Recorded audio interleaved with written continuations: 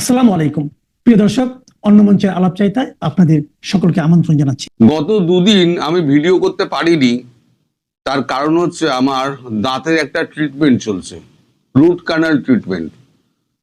তার জন্য root Canal treatment করতে গেলে হয় কি, আপনার ওই ইঞ্জেকশন যখন দেয় তখন এই দিকটা অবশ হয়ে যায়। এখন আমি যখন কথা বলতে যে আজকেও দেখবেন যখন কথা বলছি এখন, তখনও হয়তো কিছুটা জড়াতে পারে। এটা হচ্ছে ওই ইঞ্জেকশনের যে মানে এটা জেটটা, সেই জেটটা এখনো রয়ে গেছে। তো তা সত্ত্বেও আমি ভিডিও করতে বসলাম, কারণ আমাকে প্রচুর মানুষ ইমেলে, ফোনে আমায় যোগাযোগ করেছেন, আপনার শরীর কেমন আছে, আপনি হঠাৎ করে দুদিন ধরে অফ হয়ে গেলেন কেন। তার কারণ জাস্টিফাই করার জন্য এই ভিডিওটা করা এবং আমার শারীরিক অবস্থা ব্যাখ্যা করার জন্য এটা করা। এবার আসি খবরে, সেটা হচ্ছে বাংলাদেশে প্রচন্ড তেলের টান। আগে ভারত দিয়েছিল 50,000,000, পরে দিল 17,000, যা আমি শুনেছি, হয়তো কম বেশি হতে পারে। আমি এই দুদিন আমি কোনো রকম খেয়াল রাখতে পারিনি, আমি ভুল ভালো বলতে পারি, সেটা আপনারা মানিয়ে গুছিয়ে নেবেন। কারণ দাঁতের এত ব্যথা ছিল না, আমি আর কাগজ উল্টানোর সময় বা নিউজ দেখার সময় আমার মাথায় আসেনি, আমি শুধু ঘুমিয়েছি। এখন এই যে তেল সংকট যেটা যাচ্ছে, সেই তেল সংকট এখন কি করে মোকাবিলা হবে? মোকাবিলা করতে গেলে যে টাকা দরকার বাংলাদেশ সরকারের হাতে, সেই টাকা নেই। যতই বাংলাদেশের সরকার মানুষকে বোকা বানানোর জন্য উল্টো পাল্টা ভুলভাল বকুক না কেন, বাংলাদেশ সরকার যে টাকা দিয়ে তেল কিনবে সেই টাকা তাদের ফান্ডে নেই। ডক্টর ইউনূস চলে যাওয়ার পর তিনি দেখিয়ে গিয়েছে যে আমি প্রচুর টাকা রেখে গেলাম, আসলে কোনো দেনা তিনি মেটাননি, সব দেনা তিনি রিজার্ভে রেখে দিয়েছিলেন, দেনার টাকা না মিটিয়ে দিয়ে দেখিয়েছেন আমি এত লক্ষ বিলিয়ন ডলার আমি টাকা রেখে গেলাম। আদৌ তা নয়, উনি ভাড়া শূন্য করে গিয়েছেন। এখন সেক্ষেত্রে তারেক রহমানের পক্ষে দেশ চালানো খুব মুশকিল। একটা দেশে টাকা না থাকলে, আপনার সংসারে টাকা না থাকলে আপনি দেশ চালাবেন কি করে? আপনাদের এখানে আমাদের কাগজে বেরিয়েছে জ্বালানি সংকটে ক্ষোভ বাড়ছে বাংলাদেশে।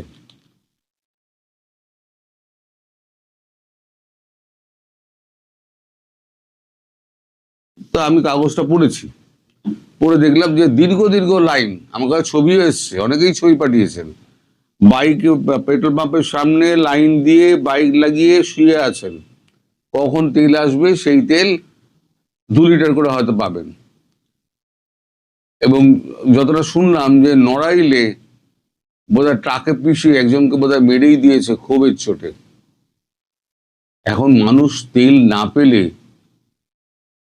গ্যাস তো নেই, ছেড়ে দিন, গ্যাসের কথা ছেড়ে দিন, তেল না পেলে এখন মানুষের দুর্দশা কি হয় সেটা কিন্তু আমরা গ্যাসের জন্য হাড়ে হাড়ে ভুগছি। আমাদের তেল যথেষ্ট আছে, আমাদের কোনো পাম্পে কিন্তু এখন আর মানে তেলের জন্য কোনো লাইন দিতে হয় না, আমাদের কোনো রেশনিং সিস্টেম নেই, আমাদের যথেষ্ট তেল আমদানি হচ্ছে এবং তেল আমাদের যথেষ্ট পাম্পে রয়েছে। আগে গ্যাসের একটা সমস্যা ছিল, সেদিনকে দেখলাম গ্যাসের সমস্যা অনেকটা মিটে গিয়েছে, কারণ গ্যাসের ট্যাঙ্কারগুলো আসতে শুরু করেছে। যদিও ভারতবর্ষ এখন ইরানের সঙ্গে একটা অ্যারেঞ্জমেন্ট করেছে, গন্তব্য গুজরাট, আসছে ইরানের তেলবাহী জাহাজ। ইরানের সঙ্গে একটা অ্যারেঞ্জমেন্ট করেছে যে আমরা জাহাজ পাঠাবো না, আপনারা আপনাদের জাহাজ দিয়ে আমাদের এখানে গুজরাটে পাঠিয়ে দিন, গুজরাট উপকূলে পাঠিয়ে দিন, তাহলে আমরা আপনাদের থেকে তেল কিনবো, ক্যাশ পয়সায় কিনবো। এখন ইরানের টাকার দরকার, ইরান এখন চীনের পাশাপাশি ভারতকেও এখন প্রচুর পরিমাণে তেল দিচ্ছে, কিন্তু গ্যাস আসবে কোত্থেকে? গ্যাস তো আসবে কাতার থেকে, কাতারের তো সব তো 12টা বাজিয়ে দিয়েছে। এখন যা ভেঙেছে কাতারের গ্যাস প্ল্যান্টগুলো, সেগুলোকে সারাতে গেলে এখন 5 বছর দরকার। সুতরাং ভারতবর্ষের অন্যত্র খোঁজ করতে হচ্ছে, এবং নিজের যে গ্যাসের ভান্ডার রয়েছে সেই ভান্ডার থেকে গ্যাস উত্তোলন করতে হচ্ছে। এখন সেক্ষেত্রে বাংলাদেশকে কতটা তেল দেবে? দেখুন, বাংলাদেশের ব্যাপারটা আমি একটু আপনাদের বুঝিয়ে বলছি। আগে দিয়েছিল 50, তারপর দিল 17, কম বেশি হতে পারে। আমি আগেই বললাম যে আপনারা শুধরে নেবেন যদি আমি ভুল বলে থাকি। কিন্তু আমার কাছে পাকা খবর আছে, যেটা আমি পড়েছিলাম আগে, এখন কাগজটা খুঁজে পাচ্ছি না। সেটা হচ্ছে বাংলাদেশকে যখন 17,000 যখন দিল, সেই সময় কিন্তু নেপালের মতো ছোট একটা দেশকে তারা দিল 90,000 টন, আর একে দিল ভুটানকে দিল আরো ছোট, তাকে দিল 80,000 টন, আর শ্রীলঙ্কাকে দিল 125, আর মালদ্বীপের মতো ছোট একটা রাষ্ট্র তাকেও দিল 70,000। তাহলে এদেরকে যখন এত বেশি দেওয়া হচ্ছে, তাহলে বাংলাদেশের ক্ষেত্রে কেন মাত্র 17,000? প্রশ্নটা উঠতেই পারে। আসলে বাংলাদেশের মানুষ এত ভারত বিরোধিতা করেছে এবং ভারতের বিরুদ্ধে এত কথা বলেছে, ভারতের আধিপত্য মানব না। এখন ভারত কোনো কথা না বলে এইভাবে বোঝাচ্ছে যে আধিপত্য ভারত চিরকালই রাখবে, কারণ ভারতের উপরে বাংলাদেশ নির্ভরশীল। আমার মনে হয়, এটা আমার নিজস্ব আন্দাজ, নইলে এই ছোটখাটো পার্শ্ববর্তী রাষ্ট্রগুলোকে, আমি বহু আগে বলেছিলাম যে পার্শ্ববর্তী রাষ্ট্রগুলোকে বাঁচানোর দায়িত্ব ভারতের। আলটিমেটলি সেটা কিন্তু স্থাপিত হলো যে তেল গেল, পার্শ্ববর্তী রাষ্ট্রগুলোকে তেল গেল, এবং আপনাদের কাগজেও সেটা বেরোলো। তো আমি দুদিন আগে বলি, দুদিন পরে ব্যাপারটা হয়। এই যে আমাদের এখানে যে তেল এখন যে তেলের সমস্যা নেই, তেল এখন অবাধ আছে, এখন ইরান থেকেও তেল আসছে, তাহলে এখন কি বাংলাদেশ তেল পাবে? বাংলাদেশের প্রধানমন্ত্রী তারেক রহমান, তার মতিগতি যদি সুবিধাজনক মনে না হয় ভারতবর্ষের, তাহলে কিন্তু বাংলাদেশকে ভারত ওই খাদ্য পণ্য, তেল, বিদ্যুৎ এই সমস্ত দিয়ে অস্থির করে তুলে ধরবে। এখন এই যে গন্ডগোলটা দেখছেন না, এই গন্ডগোলটা সবে শুরু। যদি এখানে এরপরে খাদ্যপণ্য বন্ধ যদি করে দেয়, যদি আপনার বিদ্যুৎ বন্ধ করে দেয়, এমনিতেই আপনাদের তেল নেই, আপনারা জেনারেটর চালাবেন কি করে? তার মধ্যে তো বিদ্যুৎ তো যা দিচ্ছে, যা প্রয়োজন তার থেকে অনেক কম। ফলে আপনাদের ওখানে প্রচন্ড লোডশেডিং হচ্ছে, মানুষ না পারছে খেতে, না পারছে রান্না করতে। রান্না করলে তো গ্যাস থাকলে তবে তো রান্না করবে, রান্না করতে পারছে না, খেয়ে খাওয়ার জন্য চাল ডাল পাচ্ছে না, তারপরে তো মাথার উপরে পাখা ঘুরছে না, মানুষ যাবে কোথায়? একদিন দেখবেন মানুষ হয়তো পথে নেমে যাবে। ভারতবর্ষ সেই দিনের অপেক্ষা করছে। আমার কথাগুলো কটু লাগতে পারে, কিন্তু ভারত বিদ্বেষী যারা আছেন না, তারা মর্মে মর্মে এখন ওই তেলের পাম্পের সামনে লাইন দিয়ে শুয়ে থাকুন, আর ওখানে বলুন যে ভারতবর্ষ বিরোধী যত স্লোগান আছে ওখানে দিন, দেখুন আপনারা তেল পান কিনা। আমার কথা হয়তো একটু জড়িয়ে যেতে পারে, ক্ষমা করবেন। আমার আবার বৃহস্পতি শুক্রবার দিন হয়তো আবার একটা হবে, এটা 5টা ডেট আছে, 5টা বিভিন্ন স্তরে হয়তো, তা আমার 2টো হয়েছে, আর একটা বৃহস্পতিবার দিন মতো শুক্রবার দিন একটা হতে পারে, সেদিনকে আমার অফ থাকবে, আমি করতে পারবো না, কারণ অবশ্যই থাকলে আমি কথা বলবো কি করে। তো এই কারণে আমি 2 দিন করতে পারিনি। আপনারা সবাইকে এর জন্য মানে আমি আমার পক্ষ থেকে আমি ক্ষমা চাইছি। এটা শারীরিক কারণে হয়েছে, এটার উপরে আমার কোনো হাত নেই। সবাই ভালো থাকবেন, সুস্থ। রাজনীতির মঞ্চে সবচেয়ে বিপজ্জনক মুহূর্ত হলো বিদায়ের সময়, কারণ তখন আর ক্ষমতার ভয় থাকে না, মুখের তালাও খুলে যায়। যে কথা ক্ষমতায় থাকতে বলা যায় না, সেটা বেরিয়ে আসে বিদায়ের পরে। ডক্টর ইউনূসের নেতৃত্বে অন্তর্বর্তীকালীন সরকার ইতিহাসের পাতায় জায়গা করে নিয়েছে, কিন্তু সম্মানের পাতায় না বিতর্কের পাতায় সেটি এখনো নির্ধারিত হয়নি।